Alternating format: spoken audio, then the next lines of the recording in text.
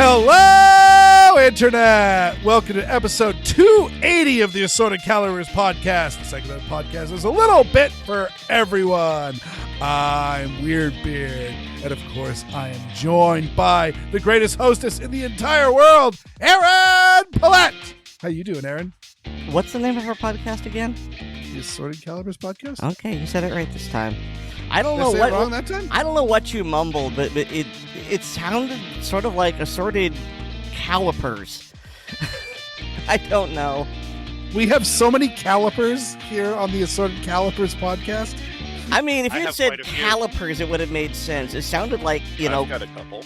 Cow-ippers or something, but, We'd have to refer to Xander for that one. I mean, you're from Maine. That's like one step away from a Quebecois. It's a wonder you can speak English. It could be argued that he doesn't.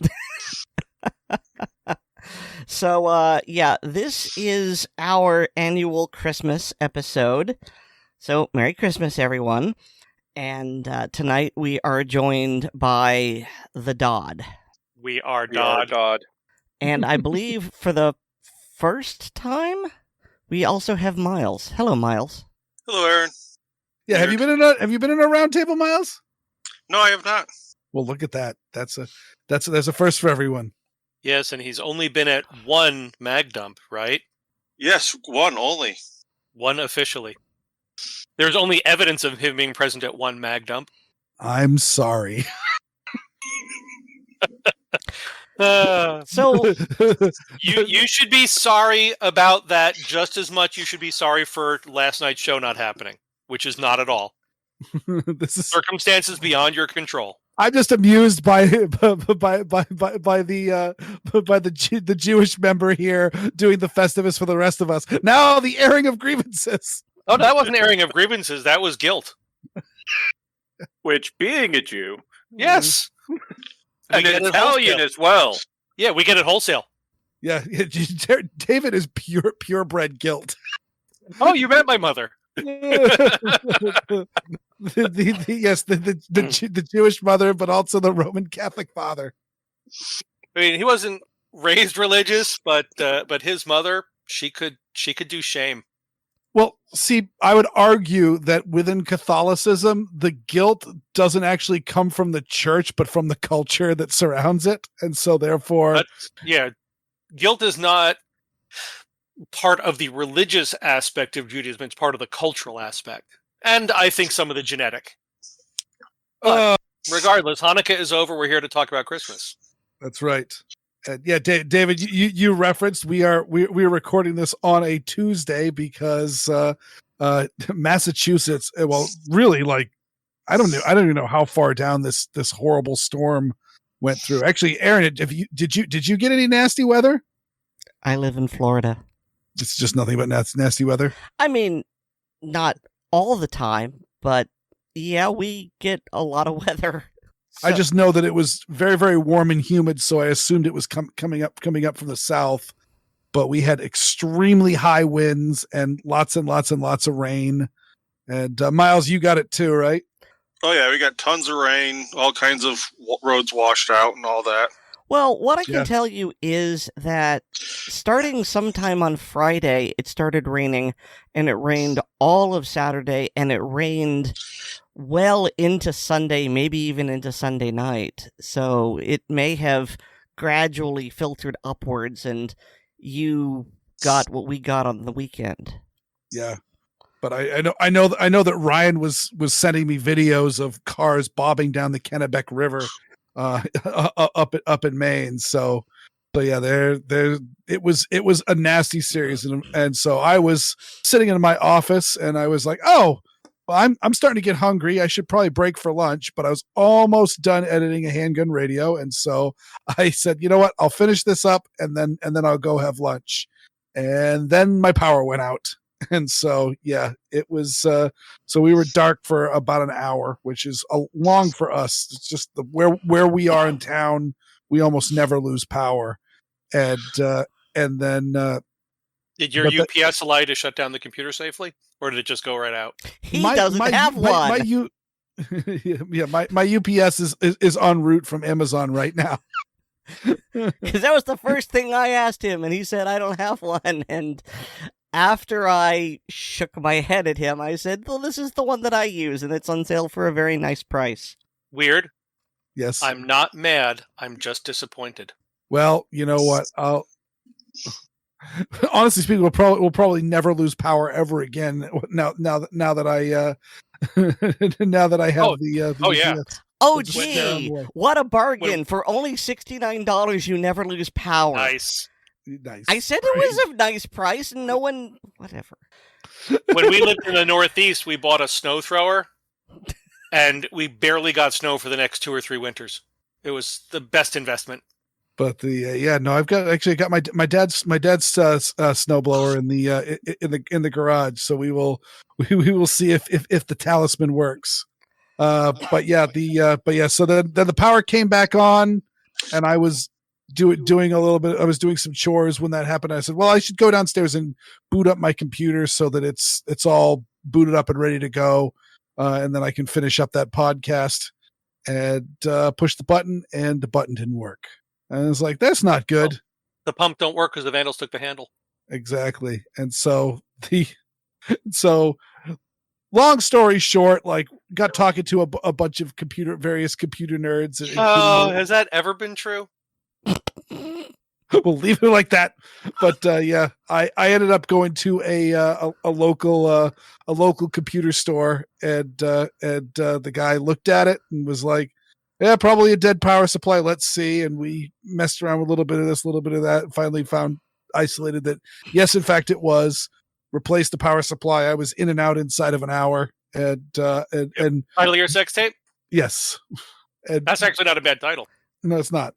And I was very, very, very, very happy to have had him deal with a lot of that stuff, because there was a bunch of things like, I've never actually taken this computer apart, and so he went to go like unplug the motherboard, and like every single like socket set was just fighting him every step of the way. And I'm like, I'm glad you're doing this and not me, because I'd be sweating bullets. And so yeah, that's so what you're saying is, as far as you're concerned, the inside of a computer and the inside of a revolver are equally concerning. No, because I used to build computers, and I've never taken a revolver apart ever, and I don't normally get the level of nervousness I get when I take apart a semi-auto as I do when I take apart a computer. So no, it's a little bit different, but I am very, very out of practice. I was just going to say that it's like working on a car. You're going to rack the back of your knuckles against something at some point. And there might be a 10 millimeter involved somewhere. And doing that against circuit board, man, that stings. Oh, yeah. Well, I told you the story when I worked for a computer company in New York City. They had a dress code, and part of that dress code was that all male employees must wear a tie every day. And I was working in hardware. So I got a really inexpensive knit tie from Filene's, and I never untied it. I would just loosen it, slip it over my head, leave it on my desk. And so I was constantly leaning in and out of computer cases, and the tie would get caught on everything. So it was just this mass of pulls and loose threads until finally word got up high enough that someone from some middle management came to look at it and was like, aha. And then an email went out that people in non-customer facing positions who worked with equipment did not need to wear ties, which was me and my boss. just you two. Yeah. Everyone else was likely to deal with a customer. Yeah, it's especially fun when you're diving under desks and working on printers. Oh yeah. Oh yeah. I mean, better than working with lathes. A little bit, but you know. I don't know. You generally don't have your head in an enclosure next to a running lathe, but Not with for line long. printers in their but they're line printers in their acoustic boxes. You kind of have to have your head in there when it's running. Yeah. That was where before the hearing loss in my left ear. That's where most of my tinnitus came from. Was those joyful things. Now, put your head in the box that was built specifically to keep the loud noises from annoying people. And then send a print job so you can see where the problem is. Yeah, good times, good times. And Miles, we haven't heard from you. How have you been, and what are your plans for the holiday season? Well, mainly just staying around here, visiting family. Nice thing is, all my family's right in this area, so That's nice. I mean, really, Miles is the only person who's been asked about holiday. You didn't ask me anything, and then just Oddball and David have been yammering for like 20 Yes. minutes. That's true. So, Oh no, Just only- wanna throw it's that only out been there. about 10 minutes that we've been yammering because Weer'd said hello to the internet about 9:20. So, Aaron, you have the talking stick now. Tell us about your holiday plans. well, I don't have any plans, but one thing I want to do is give a bit of good news because this year has been fudging awful for me. And I wanted to share just a little bit of good news. And this is kind of funny enough. I think a better Christmas present than anything else I'm going to get this year. And that is, I am proud to announce that the master bathroom has been made functional. Huzzah! Mazel tov. Yay. Yes. yes. Now, we're still fighting the insurance company. So what happened was, Mom used some of the insurance money she got from my dad's passing to just pony up and get the repairs going. Now, we haven't yet done the master bedroom because we're waiting for the carpets to come in and things like that. But I have my own place now where I can poop in privacy for as long as I want, you know, and I've got my little bidet set up, and, you know, I love my mom, but she likes her bathroom a certain way, and I like mine a different way, and so now this is mine, and I can spread out, and I can take showers for as long as I want, and I can turn on my stereo and listen to audiobooks or podcasts or things like that without worrying about disturbing people, and it's just really great to have, this is a place that is mine, and it looks really nice. So you know, the queen is on her throne, and all's right with the world. Yeah, that is awesome. I mean, it's one of those. I remember back in the days when, I mean, it would be just my wife and I sharing an apartment with one bathroom. But yeah, no, somebody suddenly when you gotta go, and you gotta go, like there'd be times when I'd be up in my office and doing the standard ADD thing, which is holding off going to the bathroom as long as possible because I don't want to break this focus that I'm clinging on to right now. And then I would come downstairs when it's pretty much just sheer emergency time and find that, oh, my wife is in the bathroom, and it's not going to be for a short period of time. It's like oh no, now what? Now what? There was a bucket in the basement. I'm just saying. I mean, if you got to go, you got to go. I had to go. But Yeah. yeah, so that's congratulations, Aaron. That is good news, Mhm. and hopefully you and or you and your friends in high places can get some sense into the insurance company, because that's Oh God, I wish. I'm fine. yeah. Because what are they claiming, by the way, for why they're not covering this? I don't know. I don't think that they're making any specific claim. I think that they're just dragging their feet, and Because they can. yes. And the aggravating thing is, I know what insurance company Aaron has, and they have had a long history of being very quick and on the ball with things. Yeah, that's true, but Uh. unfortunately in recent years they've started to develop a negative reputation. Yeah, Yeah, which I heard is that too. upsetting. Yeah. Yeah, because for a very long time they were very highly regarded. Mhm. Especially isn't the claim that they're denying you that the repair of the walls, that like they're the claim that they did pay for Yes. tore down? Yes, to rip out all of the carpets and a good chunk of the drywall. Yeah, it's not that they have specifically denied it. They just haven't approved it yet and are, well, I don't know. Here's $1,000. And when it's been appraised at, I really don't know. But the point being is, well, yes, we see this, and you make a good point, so here's 1%. And we're like, but what about the rest? Well, I don't know. Prove to us that you need it. And our insurance adjuster is, I think he's getting ready to bring the state into this, because there is and thanks to Oleg Volk for pointing this out to me, because he had a similar problem, and Tennessee has a very similar thing where you can go to the Attorney General and you can make a complaint that's basically, yeah, the insurance company is playing fudge games with me, and I paid the money and they need to live up to their end of the bargain. And what's interesting is that here in Florida, if the claimant is over, I don't quite know what age, I don't know if it's 65 or if it's older, but past a certain point, and my mother's definitely past that point, then there's the added rider of, well, now you're taking advantage of an elderly person.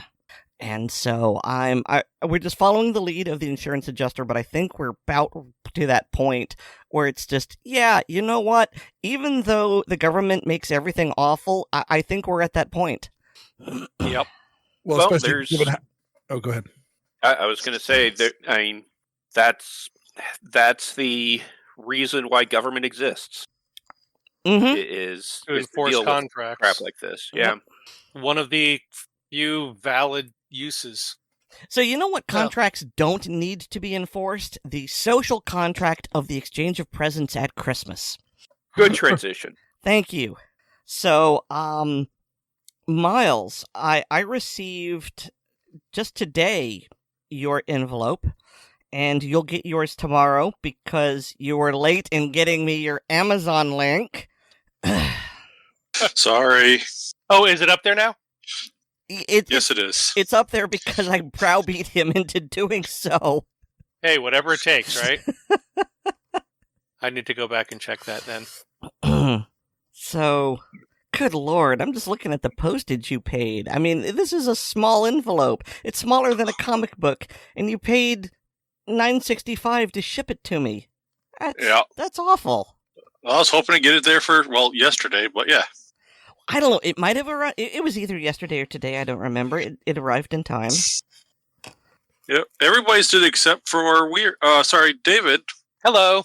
Because they keep trying to send it back to me because of some unknown reason. They probably just think that you want it more. Oh. Or, why are you sending a Christmas present to a Jew? That's insulting, or something. I'm offended. No, I'm not. This is very cute. We're offended on your behalf. I have had that interaction. I've got to find my phone. I don't quite know where I put it, but this is a very cute puffy Velcro patch of a purple unicorn with an AR-15. Oh, nice. So, Miles definitely knows my... that went... I bumped the cord and it cut out for a moment. So I was saying, Miles definitely knows my aesthetic. I just was trying to find one that was also farting rainbows, but they didn't have it. I'm sure if you described what you were looking for to the fine fellows at CZ Grips, they would make one for you. Yeah, I didn't have the time for somebody to make it up. No. So did anyone else get anything from Miles? I did. The post office got something from Miles for me. They may eventually bring it to me. Yeah, that's what I was nervous about because it is a thin envelope, and so therefore it got wedged in between two of my wife's catalogs. So I was like, "Yo, I got something for you," and I'm like, "Oh, really? Oh, I don't think so. It says delivered." And so I said, "Let me go check again." Oh, there it is. Oh, let's see. Oh, Miles, well done. It is a patch, and it has a very chubby duckling on it with a knife in his hand, and it says, "I choose violence." Nice. That encapsulates Weer'd in an alarming sense. Thank you so much, Miles. Not a problem.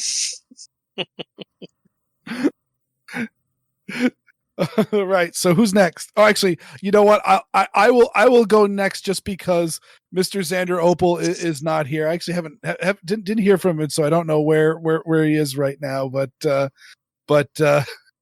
I got a package, and I noticed it was addressed from Florida. So I said, "Aaron, did you send me this?" You're like, "No, Aaron, you sent me some family recipes, which I'm very very excited to try out, and I just love." The premise of that at all. That is an absolutely marvelous gift, and I hope you gave my thanks to your mom. I sure did. But Yeah. I also bought you some video games. You did, and that was one of those things of oh my god, I got some video games and my computer done blowed up. It's very, very gift of the magi. Yeah. And so, I got Aaron got me the Caves of Cud, which is, I think you can call it a roguelike. It definitely appears to be very, very, very, very roguelike in both its overall setup and then the fact that there's a lot of procedurally generated dungeons, but also that that it has very, very wide open gameplay parameters. And so, yeah, I'm very, very excited to dive into this. And you actually just sent me a video of Tex reviewing it, which it's less of a review, more of a let's play. He narrates as he's playing, so I figured that would give you an idea of what you can expect.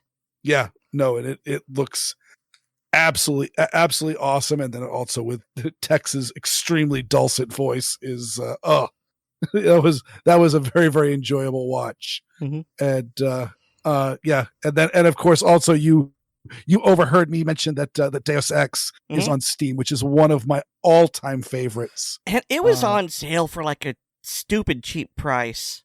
Well, price is indifferent on the if it was that stupid cheap, I hope you picked up a copy for yourself, because it is a game that everybody should play, in the fact that it's like an open world first person shooter RPG style with heavy libertarian and Ayn Rand influences. And so, yeah, it's really really cool, and it's got a lot of sneaking aspects. So I love first person shooters where you try to avoid using the gun as much as possible. That's just a very, very nice mechanic that I enjoy. Did you ever play? You so You're welcome. Did you ever play Thief: The Dark Project? Oh, intensely. Okay, yes. I was about to say, because if you hadn't, that is tailored design just for you. Yes, I played the first three, and the third one kind of sucked. But the first two were absolutely spectacular, and just the world that's in it. There's actually just recently someone released like a new mod for Thief using the same game engine from the, I think it was the Dark, I think it was the Dark engine. It was using the Dark engine. So it's the very, very, it's essentially a continuation of the Thief 1 and Thief 2 as far as being both first person and using the Dark, or something that looks like the Dark engine, and except for it's using modern hardware. So like evidently the levels are extremely large. So that's super duper interesting. I didn't really track it down too much, but I was very, very amused by that. But yeah, no, the Thief games were spectacular. Thief, Deus Ex, and the first Hitman game were all extremely good sneakers. So, wrestling us back on topic, we originally got off on the tangent, and I contributed because you said that you got a box from Florida, and you asked if it was me, and I said no. I brought you the video games. Yes, and so I said, okay, well, it's not from Aaron, so it's clearly shipped from someplace in Florida, but was not purchased by someone from Florida. And so I started looking at the box a little bit more to see if I could get any clues from where it might have come. And it's got printed on one side, one-time use ice pack. And I went, oh no, there's something perishable in here. Well, you know what? I'm going to dispense with all the pleasantries and just open it right now. and go through. And I immediately discovered that it was from Xander, because only Xander can hit this just miraculous level of impishness in the fact that in this box was 4 pounds of Wonder Bread. And to add insult to injury, I was talking with people while I was waiting for my my latest batch of French bread to proof. So yes, I was making actual like sourdough bread in my kitchen while I was opening Wonder Bread. And I told my wife this, and she was just immediately dying, and then was like, "What can we do with Wonder Bread?" Unfortunately, my town has an ordinance against feeding the waterfowl, because definitely feeding the duckies was the first thought that came to my mind. What about the turkey? They're not waterfowl. Well, you could make a lot of French toast. What was that, Aaron? You could make a lot of French toast. Yeah, we could. Or croutons. I mean, that's worst case scenario. I definitely could like just toast them all up and grind them up with the food processor and just make a big batch of breadcrumbs. So really the question I have here is, why did Xander send you 2 loaves of Wonder Bread? What is the in-joke? The in-joke is that because I make all of the bread products for my family, and much akin to the Lipton tea that Xander is well known for showering me with, because I've drank it and was like, wow, I am a tea drinker. Tea is my morning caffeinated, my all day caffeinated beverage, and then I tried some Lipton. I'm like, this is awful. And very similar to Wonder Bread is like the lowest level of bread in my opinion. And you did mention that a couple of weeks ago on one of the podcasts. I can't remember which one. It was on the Mag Dump. I think I specifically compared Taylor Swift to Wonder Bread. In the fact that she is white, she is flavorless, and sells extremely well. So yes, and I will say, unfortunately, Xander can't open it on mic, but I will say that I got him a movie from it was actually the first movie that was ever directed by Todd Phillips. This would be the guy who directed the Hangover movies and Road Trip, Old School, Starsky and Hutch. So I see if there's any other ones that are. Oh, he did the Joker movie as well, the Joaquin Phoenix Joker movie. But he specifically did, as a student film, he did a documentary called "Hated: Gigi Allen and the Murder Junkies." Oh, and it is I got Aaron. Once again, he drags us back. I got Xander the special edition copy, which I might have to get one for myself as well. Okay, so are you going to open something or what? It's very educational. I already did. Oh, I opened the duck. Is it time to pass to somebody else? Oh, right. What duck? The duck patch. I choose violence. Oh, okay. Yes, you did. I guess I will open my gift from David and his wife. Crinkly, crinkly. Man, you got to do some color commentary while you're struggling with the package. Oh, yeah. Struggling with the freaking title of your sex tape. Oh, well done. Yes, bravo. I figured that was a nice softball. I just like the fact that I caught Aaron by surprise on that one, because you're normally pretty sharp with the title of your sex tape. Yeah. Ooh.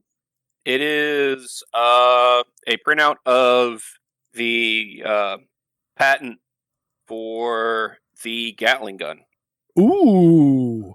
That's pretty awesome. That will definitely be going up on the wall. Actually, there are a few things in here. Let's see. Could be.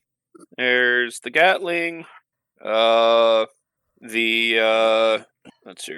a patent for one of Colt's revolvers, the Craig Jorgensen, and an H&R revolver. Nice.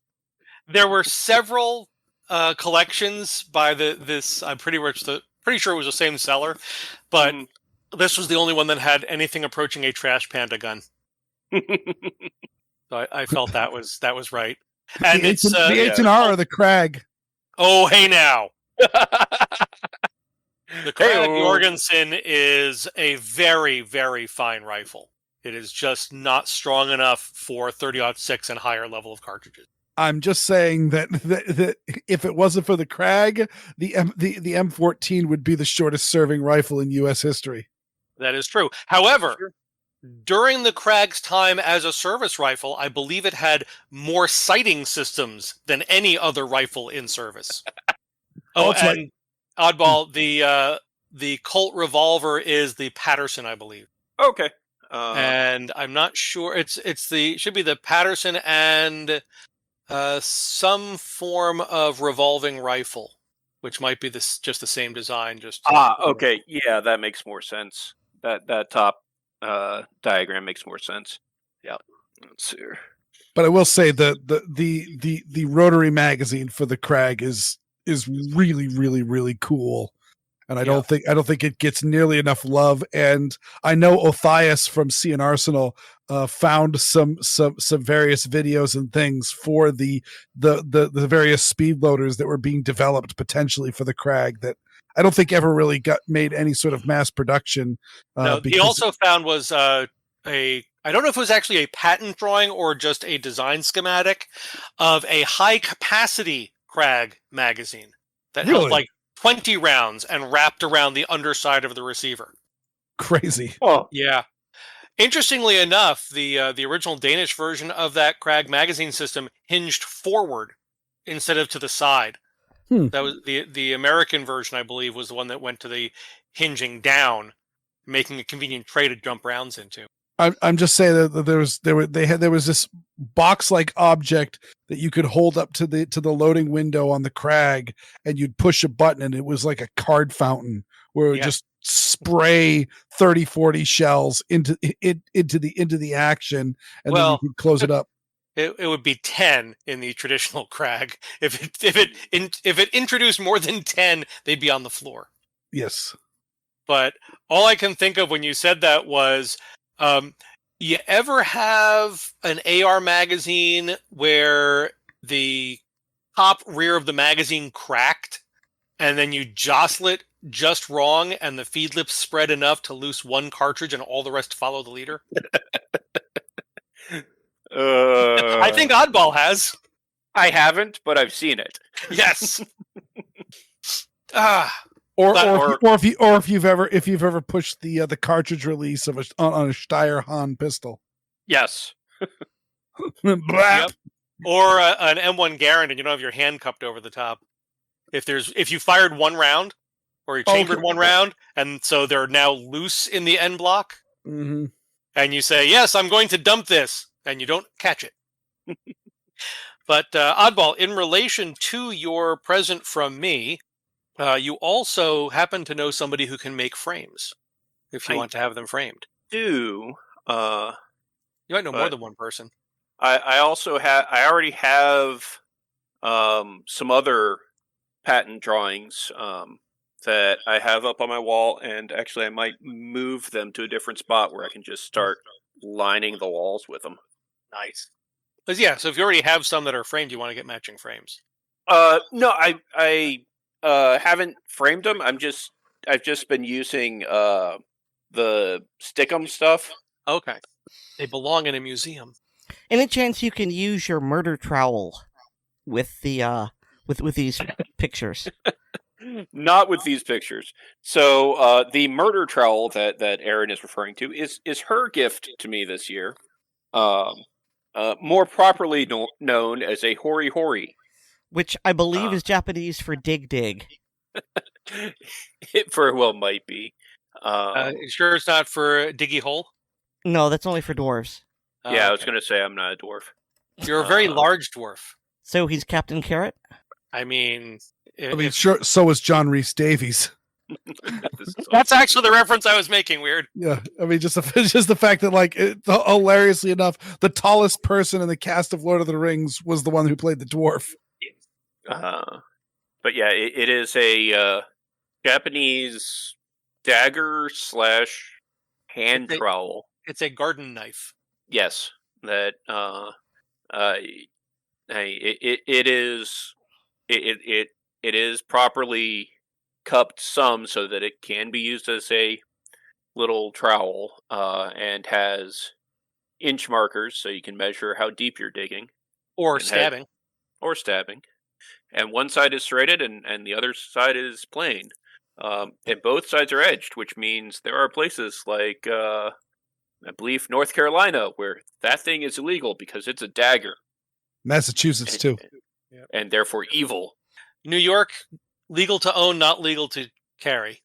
Well, it's legal to own in Massachusetts. I have many a double-bladed knife, but The oddball, I was wondering, in the documentation, whatever there was, did it mention what the scales were made from? I didn't. I honestly didn't look. It Okay. appears to be a wood of some sort. Yes, I was just wondering what type of wood. Teak was not uncommon because it's a relatively strong wood and it resists weather. Right. And it has that kind of reddish tint, but it's hard to say it.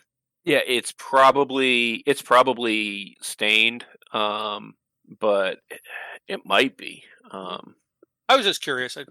And unfortunately, the knife and the box for it are both upstairs. It's not important. I was just curious. Well, the Amazon page just simply mentions that it's hardwood, which is super helpful. Yes.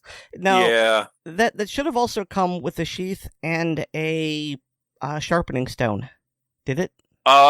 It came with the sheath. I didn't see a stone, but I'll look in the box again. Okay. But yeah, it's just a super useful thing for gardening, especially that. Oh, yeah. The serrated edge is super good if you're digging to plant something. You come across a root. Yeah, especially that thing will just go straight through the small roots that you run into a lot. Also good if you were doing any kind of grafting, like if you had a fruit tree. Mm. Oh, yeah. Cut off unwanted limb and then get a nice clean cut and attach desired limb. Okay. Are we talking about people here? Maybe. I found that it doesn't work nearly as well as it does for plants. I mean, I've been told. For legal reasons, that's a joke. So, David, do you have something to open? I do. No, actually, I already opened things because it was Hanukkah. I got these presents during Hanukkah, so I opened them during Hanukkah. But I'm going to start with my gardening-related present, which was a gift that, it was something that I wanted. I had mentioned that I wanted it. I honestly did not expect to get it, and Aaron bought it for me and sent it to me, and it was a wonderfully pleasant surprise. I'll get a lot of use out of it. It is a book that I referenced in one of my recent blue-collar prepping posts called Back to Basics, A Complete Guide to Traditional Skills. And it has everything from selecting land to purchase to energy efficiency, gardening, preserving, and all sorts of other crafts such as candle making, soap making, rope making, and even making musical instruments. And I am sure that I will not do many of the things in this book simply because of lack of skill, but not lack of interest. So it is a wonderful gift that I will get a lot of enjoyment out of. Thank you, Aaron. You're welcome. Should I continue on, or do you want to rotate first? I'm fine if you want to continue. Okay, because I also got. I'm not sure if I should call it a present, but I got a package from Weer'd. Yes, I got Weer'd's package. It is, well, technically, I guess we can call it a movie. Super Mario Brothers. Bob Hoskins, John Leguizamo, Dennis Hopper. I will also note that Xander also got that as well because Weird Beard has a plan. Usually it's Oddball that has the really terrible movie choices. Oh, Oddball and I are frequently laughing at the terrible movie choices. Yeah. Although I will say, I was skeptical at first, but Santa Jaws was fun. Santa Jaws was a lot of fun. That was yes. It was not a good movie, but it was a lot of fun. It was an movie. See, but that was that's how he gets you. that was not your true gift. That was really more of an opportune time to supply a master plan. But what was the what was the other thing that you got? The other thing I got was from Oddball. I don't think I've gotten anything else. Oh, there was a certain signed book. Signed book? I know you got it. You sent a picture of it. All right, I am having a blank moment. The Fine Gilly? Oh, yes, sorry. It's right here on the table next to me, too. I forgot that was from you. I'm so sorry. Oh, but yes, Spot Gilly by Yehuda Remmer, the Pew Pew Jew. And it's like a Where's Waldo, except it's Gilly with his sniper rifle in a ghillie suit somewhere in the scene, and various other things. So, for example, there is a zombie apocalypse picture with people and zombies running all over, and there's Gilly off to the side. And each page is sponsored by some different company. And the zombie page was sponsored by, appropriately enough, AR15.com. So in addition to finding Gilly, you have to find the 3 ARFCOM logos in the picture. Oh, that's neat. Yeah. Yeah. No, I thought that would be a good choice for you, David. Both of the fact that he is a member of the tribe, but also Aaron and I have had the pleasure of hanging out with Yehuda, and he is extremely good people, and so I am also more than happy to throw a few shekels his way. Yeah, I would love to meet him someday. I did make a menorah based on his design, or his design concept, I should say. What design's this? Hold on. I took a picture of it recently, so let me find said picture and put it in chat. Miles, you're making a lot of noises over there. Are you okay? Sorry, I'm having some throat issues. Oh. I keep trying to mute, but I keep missing it once in a while. That's what happens when you do a 4-hour training last night and forget to drink water the whole time. Oh, yeah.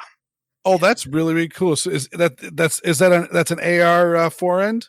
Yep, that is an old cheese grater style Picatinny forend.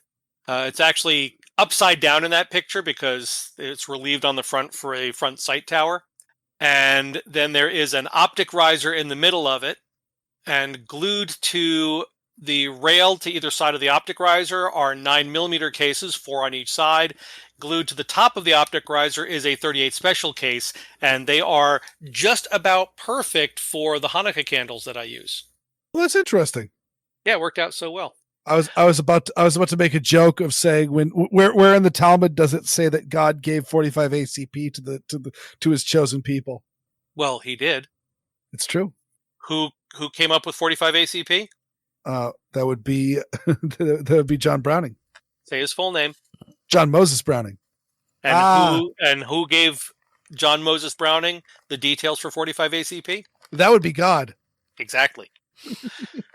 But 45 ACP would just be way too big for standard Hanukkah candles. Title of your sex tape. Miles, do you have anything to open? I mean, I do have one more present if you want to just finish me off. Yeah, let's finish off with David. Title of your sex tape. Yes. That's why I phrased it that way, so hopefully someone would have covered that. So this was my present from Oddball, and it's a set of 3 items. 2 of them I will definitely make use of. One of them a little bit more challenging for me. They are a set of 3 butterfly, not quite knives. There is a butterfly fork, a butterfly spoon, and a butterfly comb. And I have a picture somewhere. I especially like the comb because that just reeks of the like when I was in like middle school, every kid had, or even in elementary school, had the switchblade comb. Yeah. Oh yeah. For added insult and for our listeners who don't know, David is follically challenged. I had a beautiful head of hair once. Now it is gone. I have seen the pictures, and you had it in the 90s, and it. I had it in the early aughts. Oh, okay. But it has since migrated downwards. Yeah. Well, I mean, when I was younger, my joke was, I don't mind if it goes gray as long as it doesn't go away. And It to did spite both. me, it did both. Yeah. well, I had the. I will also note that as someone who still has a full head of hair, but chooses to keep the top of my head extremely short, I will note that I have a comb here on my desk, and But you have like a reverse mohawk? it's exclusively for my beard. And oh my God, Oddball, what have you done? Well, what is he doing? The die has been thrown, but it is not cast. We'll see. This could be part of Oddball's Christmas present.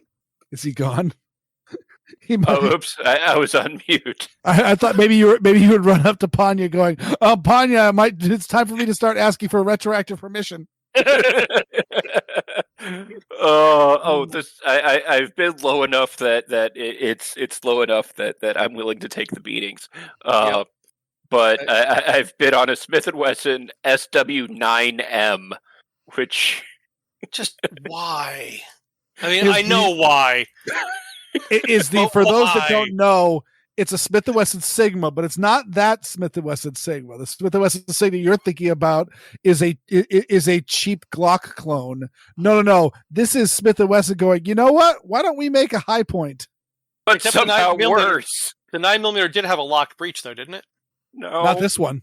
No, Oh, the 9mm did not. This did not, no. this one is straight No, blow yes, pack. it is a Smith & Wesson high point. Or Or maybe they were making a budget HK instead. it's solidly high point. A single stack HK VP70. Yeah, that has the cheap plastic locking tabs on the magazine. That will never break until you use them. But I do have one more present. This was a present I got for myself. Oh, those are great sights, though. He said sarcastically. I love the casting marks on the slide too. Anyway, so the present that I got for myself was I picked this up at the most recent Hesney auction. It arrived during Hanukkah, so that was nice. It is an Ivor Johnson 38 Smith & Wesson break top concealed hammer revolver, and it's one of the large frame, so it's actually fairly decent size with a 4-inch barrel. And I managed today to get down into the workshop and give it a good cleaning, and it is internally in pretty good shape. It's nice and clean. I'll be hopefully test firing it before the end of the year. So it's a 6-shot? 5. Okay. Yeah, the 38 Smith & Wesson was a 5-shot. The 32 is a 6-shot. Interesting. Didn't know if they squeezed in an extra one with a larger frame. No, that was the large frame. The small frame didn't come in 38. It was a 5-shot 32 or 6-shot 22. But one of the neat things about this is, unlike some of the later designs, if you look at the rear of the grip frame, it has a shroud pinned in place where the hammer spur would appear.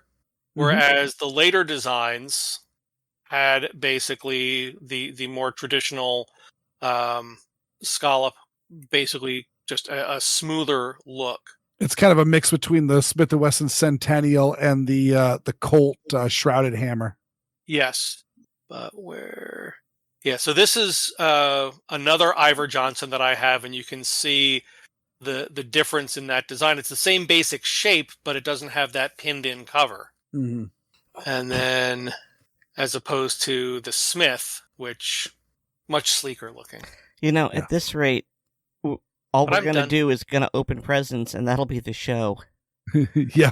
Because y'all are some really, really talky mother lovers.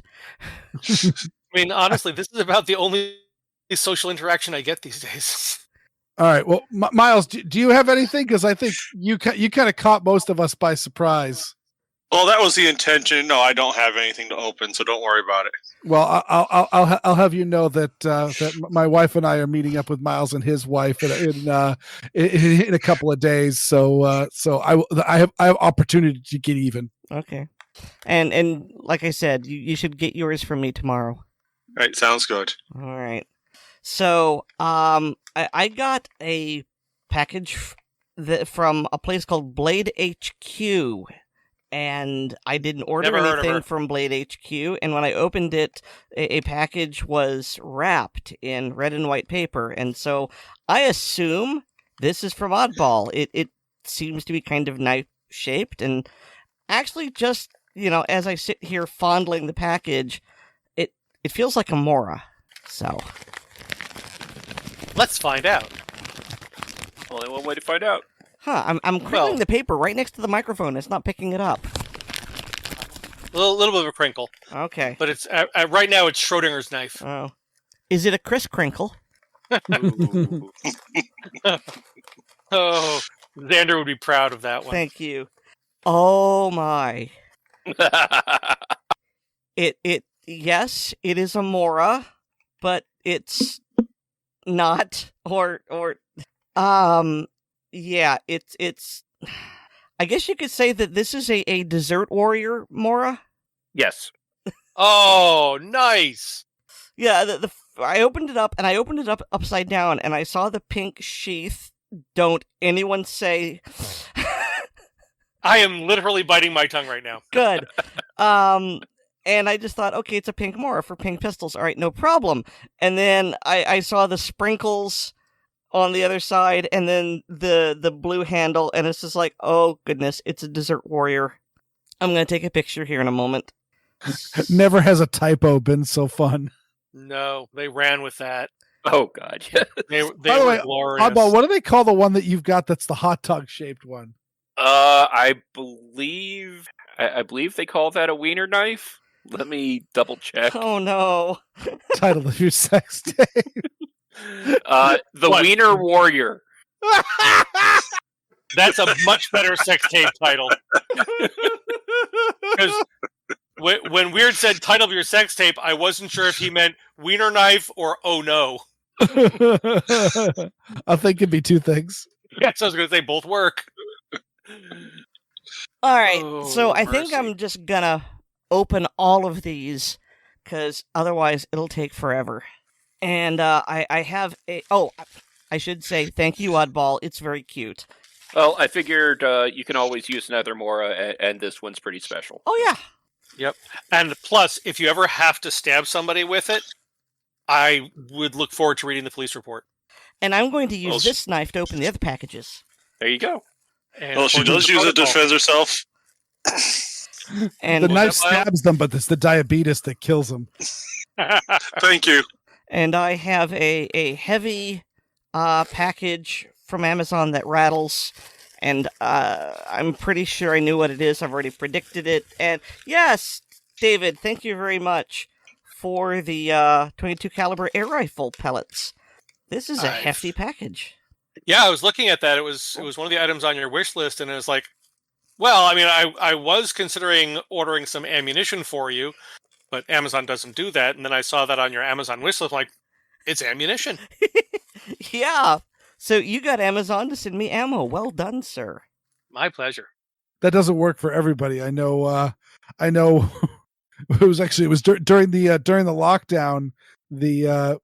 We as part of my daughter being home from school and all of that, like we started growing. We had a bunch of seeds, and so we started growing the seeds just kind of as a little science class, watch them grow, sprouting them in the kitchen, and all that. And then we went out and planted them, and then within a couple of days, the rabbits had eaten every last thing down to the root line. And so, Yep. in a rage, I went and bought bought an air rifle on Amazon. And then shortly thereafter, I've got an email saying your order is confirmed, and then another email saying your order has been denied. We do not ship to Massachusetts. Boo. Yeah. Aaron, with your air rifle, is that one of the Gameo brand? Or... Yes. Yeah. And is that the one that has the built-in suppressor? I mean, it sure looks like a suppressor. I don't know if it actually suppresses or not. I mean, I got it straight off Amazon. I didn't have to do a tax stamp, but Oh, on an air rifle, you wouldn't. Okay. As long as it's permanently attached. Or relatively permanently. I could find you the link. I was Oh. just curious because... And a bunch of their rifles do have suppressors attached, permanently attached to them. Yeah. I mean, it is pretty quiet, but I wasn't sure if that was just because air rifle. I mean, it's possible. The 22 air rifles tend to be a little quieter than the 17 caliber, just from the velocity difference. So I've got one last one, and I believe this one was delivered today, and it's such a super thin package that I had to verify that there was something in it. Weer'd, is this from you? I think that might be from Oddball. No, Oddball sent me the No. Mora. Oh, Then it might be from Xander. because I have a thin Silence. package from, I believe, Oddball. So I like how I mentioned it might be from Xander, and it just went quiet. it's like, yeah, remember, Xander, I Uh-oh. send you nice things. Yep. So Weer'd, am I just not going to get something from you? Well, I did get you something. So it's not there yet. I just didn't mention it on the show. Oh, this is from friend of the show with a common name. So this is actually, I shouldn't be opening it, but it's already open. And I have a package of Quick Clot Advanced Clotting Gauze, Nice. Nice. which Yes, is friend of show with common name sent my wife and I bookmarks. Very nice bookmarks. so. I mean, it's not exactly fun, but it's definitely useful and good to have. Hopefully you'll never need it, but right. You're right. if you do, you'll be sure glad to have it. Mm-hmm. Yep. Okay, so that's me. All right, I've got one last thing, and I know this is from Oddball. And in doing just a quick package biopsy, I saw the word duck, but I know nothing else about this. Oh dear. Yeah, No, oh dear, duck, indeed. not deer. But it is a thin package, Oddball. It is. I will not abuse that joke. What do we have? It is Anatomy of a Duck. It's got the arrow to the eye, shenanigan scanners. It's got the beak, which has a knife in it. Another duck with a knife holder, wings of doom, honk box. Is that chaos flippers and menacing rump? Now look at that duck and identify the duck.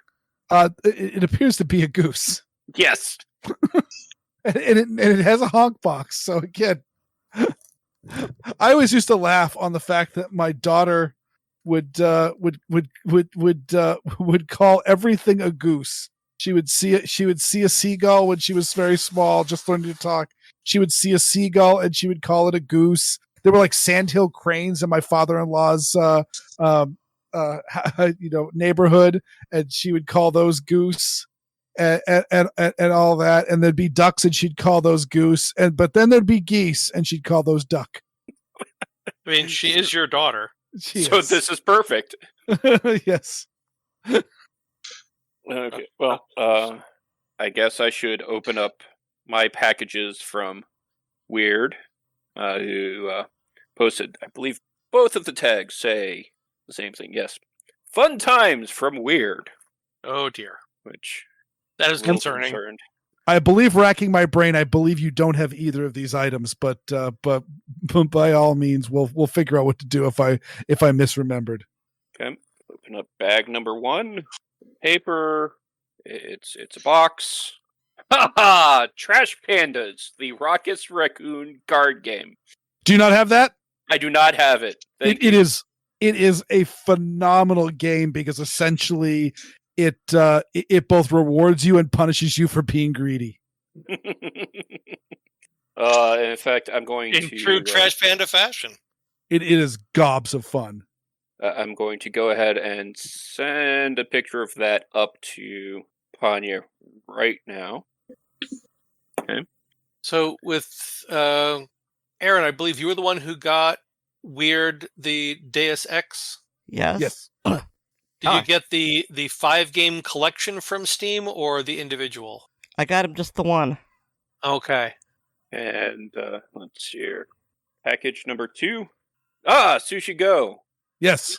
Yeah, I believe we were talking about it about this, and I said that I was that I'd looked at it several times and never picked it up for whatever reason. Yeah. And it looks like a lot of fun. Thank you. It is a ton of fun as well. They're both good, but I mean Sushi Go is very interesting, but Trash Pandas I think will be a very unique experience. I've never played a game that has quite that dynamic. But yeah, they're both really, really good ones. And I believe you do already have a copy of Super Mario Brothers. Actually, I mean, I think I have a copy, but not like a DVD or anything. Oh, I mean, whatever. But I assumed you did. Otherwise, I would have got you one. But I may obtain one because I know they exist now. They are alarmingly inexpensive on Amazon.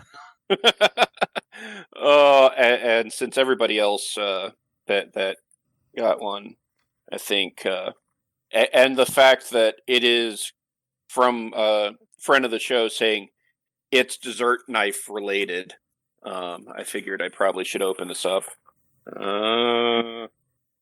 He got me an honest to God cake knife. I'm sorry, an honest to God what? Cake knife. As in no gag whatsoever, a knife for cutting cake. Yes. Oh, okay. I thought this was like a brand name I wasn't familiar with or something. No, Just an actual cake knife. Yeah. To which Oddball will sharpen it to a razor sharp edge.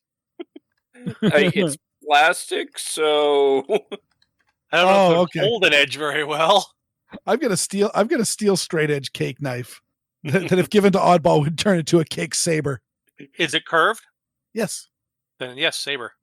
Or cutlass. Oh, a cake cutlass for pirate A cake. cake scimitar. That would be for what is the Middle Eastern flatbread? Not naan, which is Indian, but Pita. no. Lavash. No. There's another one that we used to get. Oh my. I believe that acid is just kicked in on your cake knife. Wow. Yeah, but just look at it this way. You wouldn't see it out in the ocean. If you held that thing out in the ocean, you wouldn't see it. Oh yes, it's a razzle dazzle cake knife. Yes. Well, I mean, you could see it. It just obscures your bearing and vector. Would maybe the same thing. I'm just remembering that one Taylor Swift meme, about the dazzle camouflage to baffle the U-boats. All I'm gonna say is you won't see any naval vessels with razzle dazzle camouflage on them anymore. So No. clearly it worked wonderfully. Here we go. Well, Taylor Swift's dazzling camouflage meant to break up her shape against the background, making it difficult for Cuban U-boats to ascertain her range, speed, and direction. I think that was the Tonight Show. And Panya has come down and she has something to say about the idea of owning a physical copy of the Super Mario Brothers movie. What is that? Say it again. Oh. Did that pick up? A noise, but not a word. Oh. No? No is correct. But it's high art. Weer'd says it's high art. Weird is wrong. Just read the cast.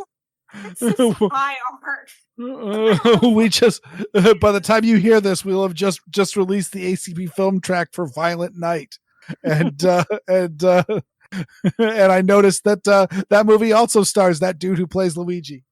Yes.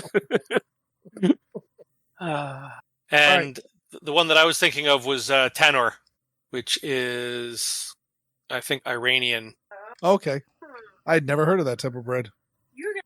Yeah, it's basically it's a regional, more or less, version of a flatbread.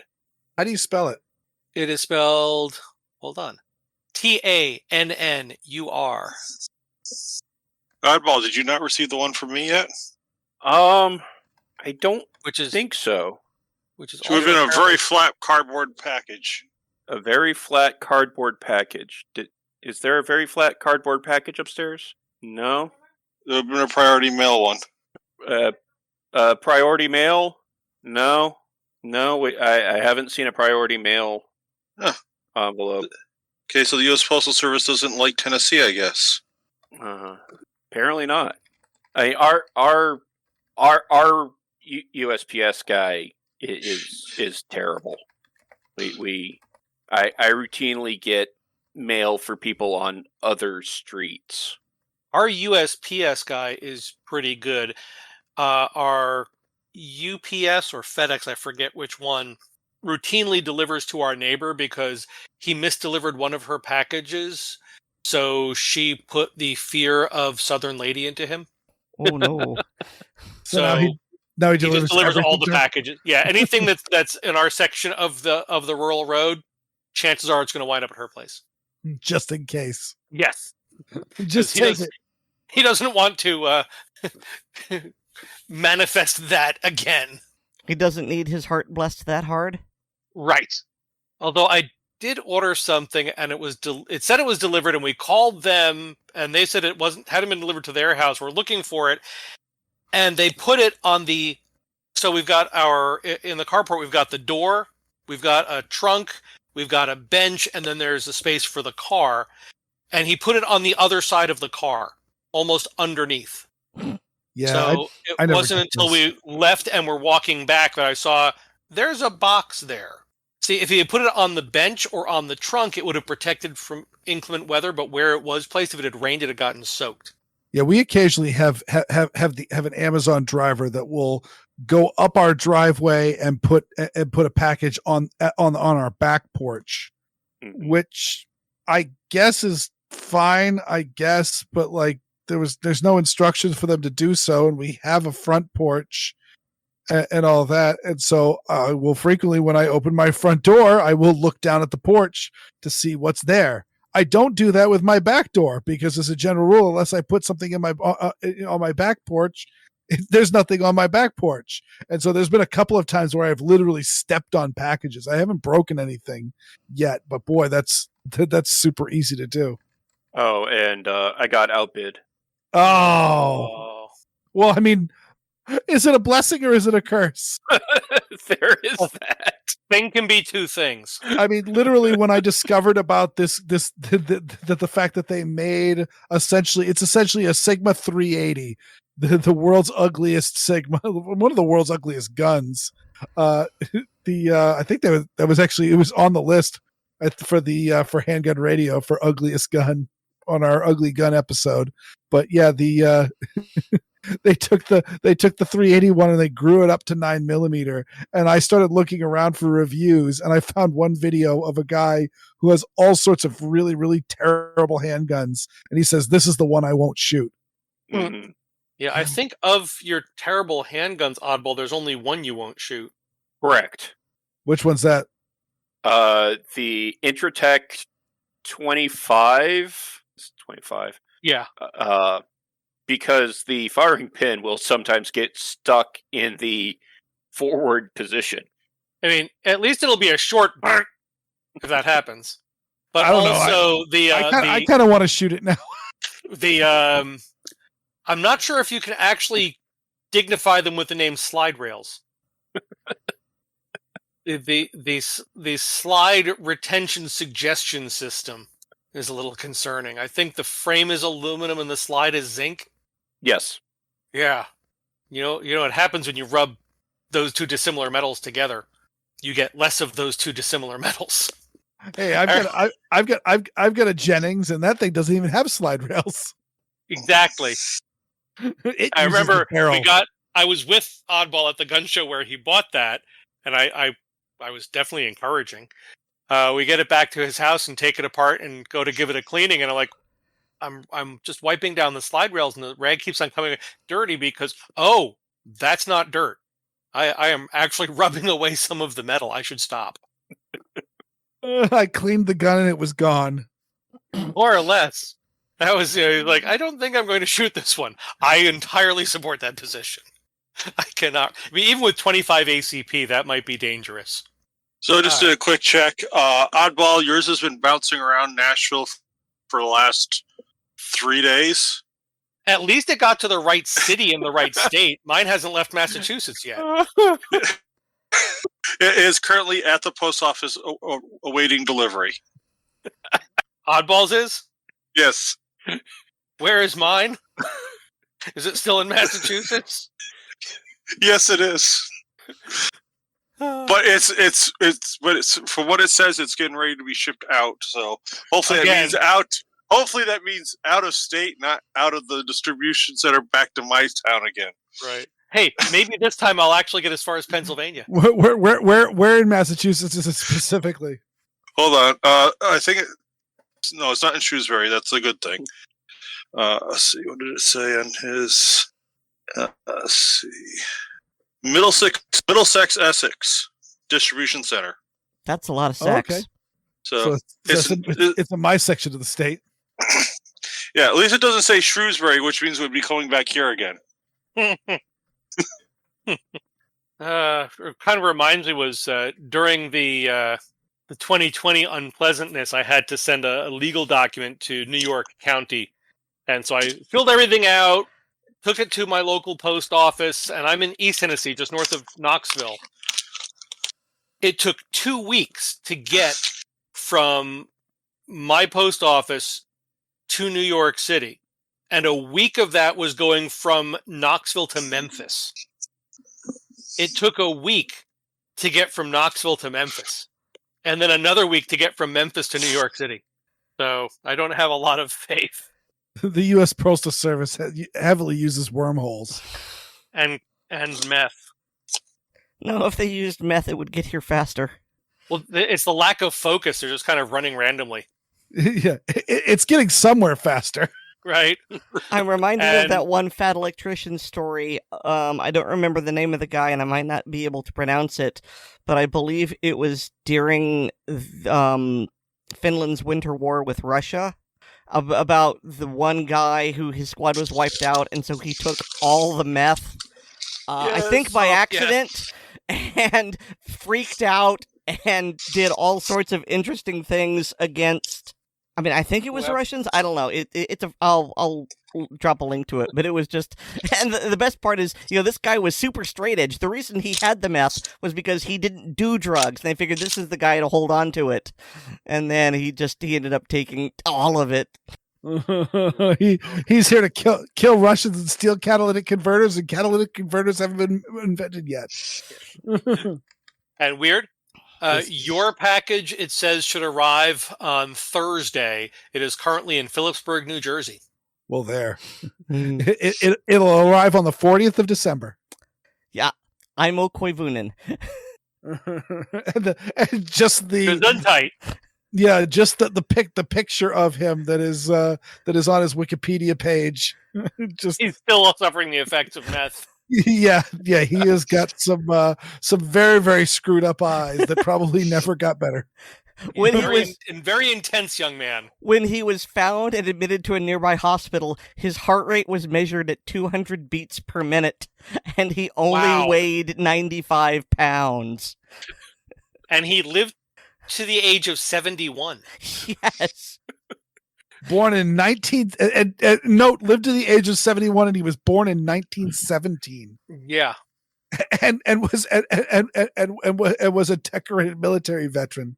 In the week that he was gone, he subsisted only on pine buds and a single Siberian jay that he caught and ate raw. And I have a feeling he jumped 12 feet in the air to grab it out of the sky.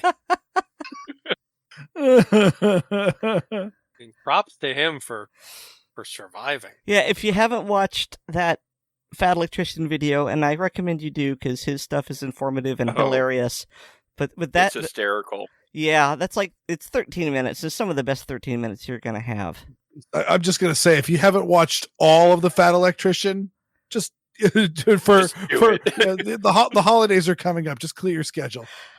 I haven't watched all of them because, and this is not a complaint, but he is increasingly longer form, and so it's difficult for me to carve out the 20, 25, 30 minutes. When I can, I do enjoy them, but the shorter ones are, they're a snack, but I need to have meal times for some of the big ones. Yeah, I watch almost all of my YouTube videos in my kitchen, so I'm either cooking a meal or cleaning up after a meal, and we can get some long form done. Yeah, I'm watching those videos either doing dishes or other stuff in the kitchen, in the shower, or in the workshop. When you watch videos in the shower? Sometimes. I just prop it up at one end of the stall. Okay. Usually I'm listening to podcasts, but I've watched a number of CN Arsenal videos. Well, segments of them. I don't think there's enough hot water in our part of Tennessee. Speaking of long form. I love those videos, but I don't think I've ever watched one in a single sitting. I have, but that's because I am a systems admin, so I tend to just have a YouTube I just have YouTube videos running while I'm working. Yeah. Yeah, like I said, if I'm doing stuff in the workshop that doesn't require a lot of brain, I'll have one of those on. So I've gotten the load dialed in, and I'm now just cranking. Brain and brain. What is brain? All the gifts that are available. What was that, Aaron? Brain and brain. What is brain? Thank you. Thank you for reminding us all of arguably the worst original Star Trek episode ever. Oh, I don't think it's arguably. There are some people who disagree and think something else is worse. Really? But I usually stop paying attention at that point. I mean, they're wrong. But, this is America. They are entitled to their wrong opinion. I'm not even... I don't think I've ever seen that episode. You need to. Okay, well, you'll have to hook me up. We could do that as an appetizer for the next film track. I'm sure it's on streaming somewhere. That might be interesting. But, all right, I have a proposal. Aaron did not want us to go super duper long. We've kind of gone a bit long. But I'm going to say... let's just go over these news stories as rapidly as we can. So shotgun style on all Wouldn't that. it be machine gun style? Yeah, whatever. But the there is a court case going on where the ACLU is actually defending the NRA. Holy crap, the ACLU can count to 2. I never thought that would happen. It's the national organization. Not exactly. The national organization is standing up alongside the NRA, and many of the state organizations are losing their sugar about it. Well, I would argue that the ACLU still is not counting to 2 because they are defending the NRA on First Amendment grounds. I'm not going to be beggy or choosy about it. Yeah, essentially the state of New York is essentially blacklisting the NRA and essentially denying them all credit and essentially ability to access money in any way, shape, or form. And the ACLU is saying that is stifling their free speech, which is 100% correct. Mm-hmm. And right inside the ACLU's wheelhouse. Yes. And so, you know what? I don't care that the ACLU still is not showing that they can count to 2. This is a good case, and I hope they win. Yeah. I mean, they are primarily a First Amendment advocacy group. Mm-hmm. They do occasionally visit some of the others, but rarely do they seem to stray beyond the first. So it's good that they can actually stand up for an organization they don't like. Although I will have to point out that several of the state level ACLUs not only have expressed their outrage that the national org is actually sticking with their principles, but actually stating, look, it was okay when you stood up for the KKK and the Nazis. But this is too far. But the NRA... Yep. And speaking of defending people we don't like... Yes. Yes. Hunter Biden is arguing that the gun charges against him are unconstitutional and is pushing for dismissal. It's going to be so hilarious if, as a result of this case, the son of a very gun prohibitionist president is going to advance gun rights by arguing against, these charges by saying that they infringe upon his constitutional right, specifically in a post-Bruin world. Yeah. Yeah, it's not only does the unconstitutionality of Section 922G3 render Mr. Biden's alleged violation of that unconstitutional statute baseless, it compels the same conclusion as to the prosecution's charges that Mr. Biden made a false statement in denying his status as a user of a controlled substance under 18 U.S. Code 922A6 and caused the seller, a holder of federal firearms license, to maintain a... Okay, so... Yeah, so this is going to be interesting because this is a serious cleft stick for the administration. Do they throw the president's son in prison, or do they make a ruling that could be binding, advancing gun rights? I mean that would be the ultimate level of hilarity if the greatest the greatest contribution to American politics that the Biden family ever did was a Second Amendment case. Yeah. Now, my favorite line from the article, and this, by the way, this is from our friend Jake Fogelman at the Reload. But my favorite line: in short, our history and tradition may support some limits on an intoxicated person's right to carry a weapon, but it does not justify disarming a sober citizen based exclusively on his past drug usage. Mm-hmm. Which, I mean, yeah, that's pretty freaking clear. Yeah, absolutely. So it'll be interesting to see what happens to 18 U.S. Code 922 various sections out of this. All right, let's skip one down to because there's one more court case in there, and then there's two more industry newses, and we're almost out of the woods. So SCOTUS decided to decline to take action in the current Illinois assault weapons ban case, where an appellate court, or a three-panel appellate, the appellate three-person panel decided to stay the injunction against Illinois actually enforcing the assault weapons ban. And there are people that are crying doom over this. Unfortunately for the good people of Illinois, that does mean that the assault weapons ban will go into effect while the case is going on. Honestly, this is not terribly surprising. SCOTUS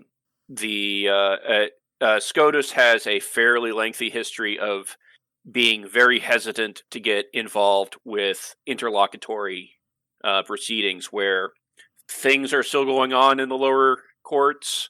So they would rather let things play out in the lower courts before getting involved. And it appears there's been there's been a number of sources that have been noting that overall non-compliance seems to be the choice of activism against this that's going on, as people are just simply saying, "Nah, I'm not going to register anything." And I believe the high estimate of compliance, the high estimate, mind you, is 1%. I think 1.2. I heard the guy from the Washington gun rights say. Yes. Okay. Yeah. 1.2. Sorry. Which a lot of people have been throwing around like 0.1%, and he was looking at it going, well, that's probably a little bit low, but. Mm-hmm. All right. Now we got some industry news. Yarp. David, did you post this one? I put in the next one that also from our friends at the Reload, this time Stephen Katowski, that Smith & Wesson is still showing increase in sales over the second quarter of the year, the second quarter earnings report, at a 3.2% increase and ahead of the trend in checks run through NICS. So they've basically there was some concern about the firearms industry being in free fall after things were settling down after the plague years, which were a high watermark for firearms sales. Mm-hmm. And then the restrictions were dropped and the economy started to tank and all this other stuff, and gun sales just plummeted. Still higher than 10 years earlier, but compared to 2020 through 2022, they had plummeted. And Smith & Wesson now has 2 quarters of better than the previous year. And in fact, I believe, according to John at the Gun Collective, who likes to trot these out whenever he gets them, the NICS checks, which of course is not a perfect one for one, mm-hmm. but it's pretty good measurement as long as you're comparing like to like. NIC checks are down compared to the last couple of years, but are still above where they were in 2019. Yeah. The article mentions this growth comes on the heels of Smith & Wesson posting a year-over-year gain in its first quarter. Before that, the company had seen a continual slide in sales from peaks in 2020 and 2021. Those declines ran alongside a years-long drop in NICS check, which provide a gauge for overall guns sales. The upswing also mirrors a rebound in the overall market as seen as the last 2 months of NICS checks from the FBI. So everything that I'm reading in the various industry documents that I get through work and also seeing in sales through work is the market has bottomed out and it's now starting to rebound slightly.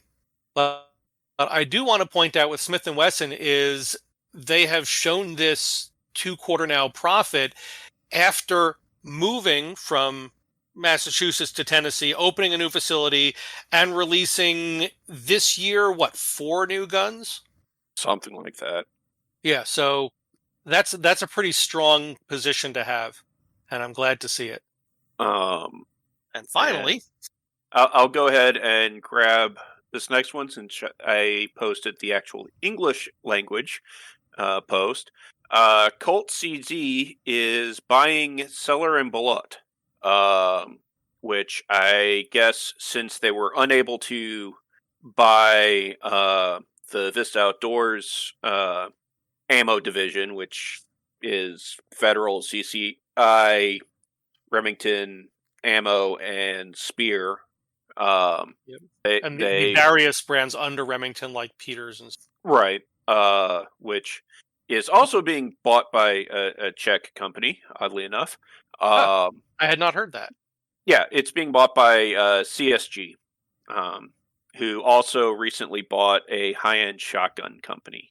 But Colt CZ has bought Sellier and Bellot to bring it to give them an ammo division under their company. And one thing that kind of startles me, and one thing that kind of startles me when I look at this sort of stuff is we think, or at least I think of, that this is an ammo company that most folks in the gun in the gun sphere has heard of S&B. I just bought a case of their 9mm. Yeah, it's something that chances are, if you go into a gun shop, they will be on the shelf. And they bought them. They bought 100% of the shares for quote $350 million and new issue of common stock. Yeah, like 27% or something like that. Yeah, 27 to 28%. Yeah, there it is.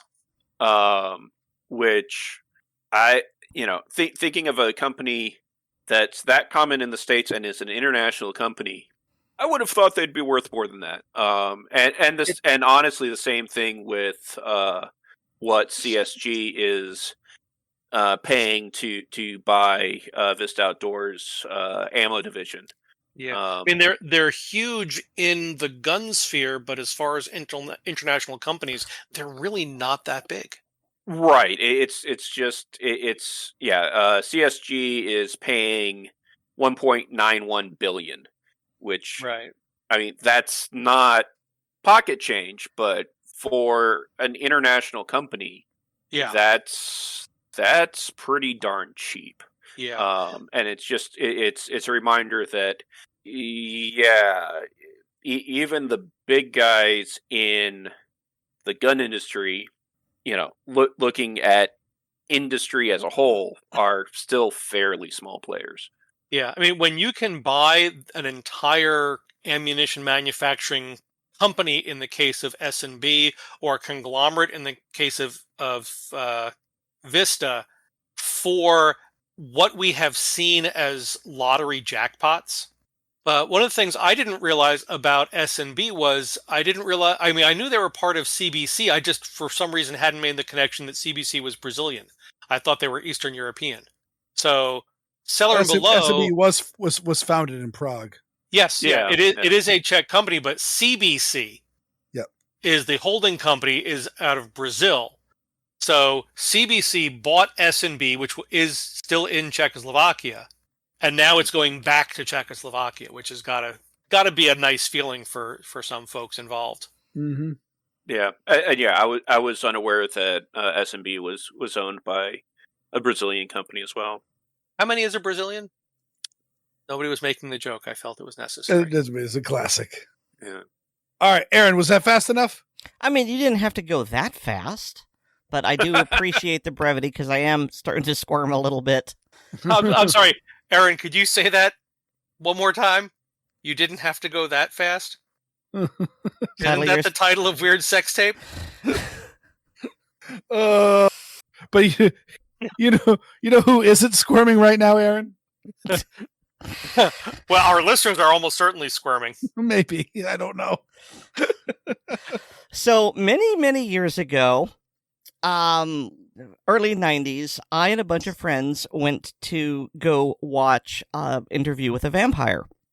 And we're sitting there in the theater, and a few seats ahead of us, there's an argument between two, well, when I say young people, I mean they were about our age, so late teens, early 20s, and we don't know, well, I don't know what the argument was about, but the young man stands up, storms off, and says, "Bitch," in a voice loud enough that most of the theater could hear, to which the woman he's with, and I presume his up to that point girlfriend, says, "At least I'm not a 2-minute hipster." And everyone in the audience, in the theater, just went, "Ooh." Oh, yeah. And one of my friends said, "I came here for a movie. I didn't expect a floor show." Tango down. Yeah. A 2-minute hipster. Jinkies. I think that's what she said. It's been several decades, but the implication there was he didn't last long in bed. That is the implication that I understood from that as well. Because yeah, that was before hipster means what it meant today. And so, yeah, the way I interpreted was, he only had enough hip action for about 2 minutes, and then that was it. That is beautifully harsh. But Aaron, do you know who has considerably large amounts of hip action? You're really stretching, aren't you, Weer'd? Just stretching out those hamstrings. I wouldn't say his hamstrings are stretched out. Well, that's... I mean... If you use the present I gave him, everything would be stretched out. I was about to say. Either way, Aaron, say the thing. Our listeners. Yay! Yes. Thank you so much, our lovely listeners. We really appreciate you listening to this fine show. And we hope you're having a happy holidays with family and friends, just like we are. And but we get an extra special thanks to our supporters on Patreon. So we got Patreon. To become a Patreon patron, go to patreon.com/Assorted Calibers podcast to sign up. And this isn't a charity. This is a store. You can get bonus content like our like an early release of the podcast, plus the hilarious blooper reels, ACP film tracks, and the ACP mag dump. Also, please remember to rate us on Apple Podcasts, subscribe to us on the platform of your choice, and share the show with your friends, both online and off. I get a blog. It's called WeirDWorlds.com, and I'm also on Handgun Radio on the Firearms Radio Network. And you can get more from me when I write. I know, I've been in a hole lately. I'm trying to climb out. But when I do, you can find more from me at Linktree/Aaron Paulette. That's linktree.ee/Aaron Paulette, all one word. And Oddball, where can people find you? And I can make Erin look really good about properly posting to her blog at my blog at gunscarstech.com. And you can also find me often on Handgun Radio and on the Facebook ACP group. Miles, where can people find you? For me, basically, mostly on segments and occasionally on the show here. And that's about it. Hooray! Beware of the man who owns just one gun. And where can we find you, David? Well, obviously I can be found here. I can be found occasionally on Handgun Radio, as long as they stop recording the crack of dawn. I'm also a contributor to Blue Collar Prepping blog, which can be found at bluecollarprepping.blogspot.com. And I'm a published author with books. My stories can be found on Amazon under the names Brenna Bach and David Bach. Oh, right. Yeah, I've got to do something. Okay. It's Christmas. Post Hanukkah. Our holidays are assorted. Sure, why not? I'm tired. Our holiday observances are assorted, and so is our podcast. Good night, everybody. Yay! Good night, folks. Good night and happy holidays to everybody. Yeah, the one person who stays to listen to that is going to be very disappointed, and I apologize. I don't think I don't be disappointed.